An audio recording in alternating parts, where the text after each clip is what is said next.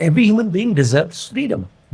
And that comes to them not from receiving a handout, that comes from them, comes to them from being productive members of society that are standing on their own feet, that are not dependent on anyone else for anything. That's what people want.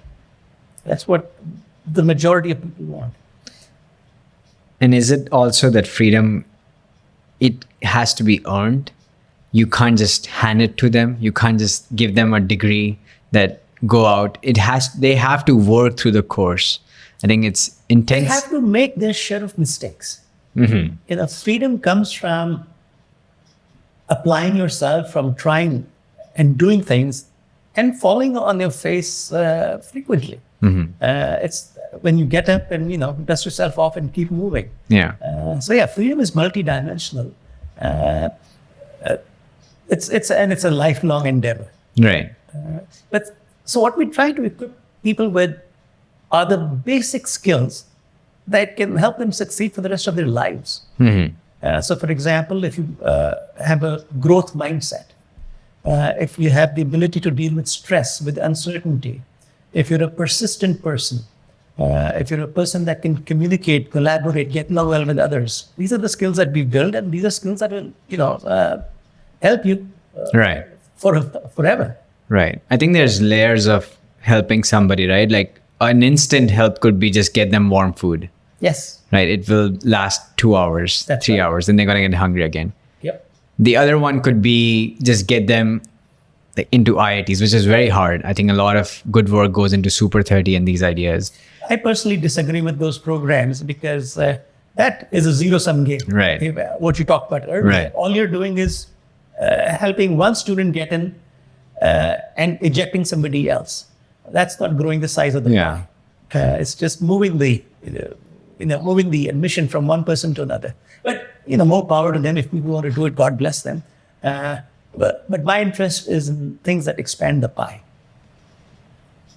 How have you, is there certain mechanism you personally use to understand 1 degree, 2 degree, 3 degree effects, right? I think what we're talking about, of course, you've thought through over last 50 years. What is the 2nd degree effect of just helping somebody very quick and short versus, giving them the basics, and that's going to last them a whole lifetime? And so that's what I alluded to at the beginning of the conversation about how countries do well when the bulk of its citizens are middle class. So if people move from poverty to middle, when you're poor, there's not a whole lot you can be doing for the world around you. You're not going to worry about the environment. If you're a poor person, you're not going to worry about cleanliness. If you're a poor person, you're not going to necessarily even demand your rights or ask the government to provide adequate services for your children. Right. Because you're uneducated, you don't know what to do. But the moment you become middle class, you become aware of your rights. You know how to fight for your rights. You have the flexibility, you have the economic strength to pursue your rights. A lot changes. So developed countries become developed because they have a large middle class. That's interesting. And that's where we're trying to head to North Indian states too. So that the average person is an educated middle class person. Then they'll demand their rights. Right. They'll demand from their government that they take steps to clean up the environment. Right. India has one of the most polluted airs in the world, and it's killing people in very large numbers on a regular basis. But that's because nobody demands change. Now, if you were a middle-class person who's no longer fighting just for food, then you will ask for these things. Yeah. And I think you have consciously also been very thoughtful of where to put an FEA. Northern Belt, because I think they speak Hindi, primarily Hindi, and the course has been developed in such a way to help those students.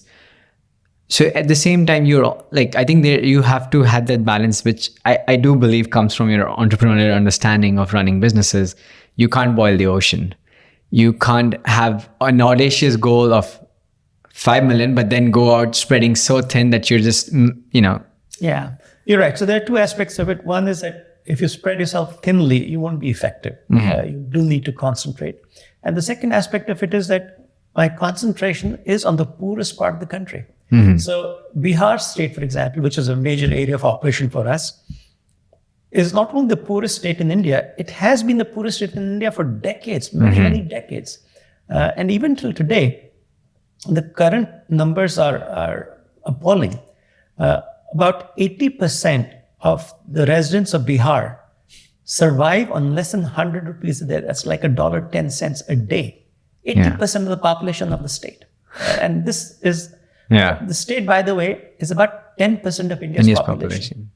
So 10% of India's population and 80% of that 10% lives on less than 100 rupees a day. So, I mean, you can just think about the quality of life that they have. They basically don't get to eat enough calories in a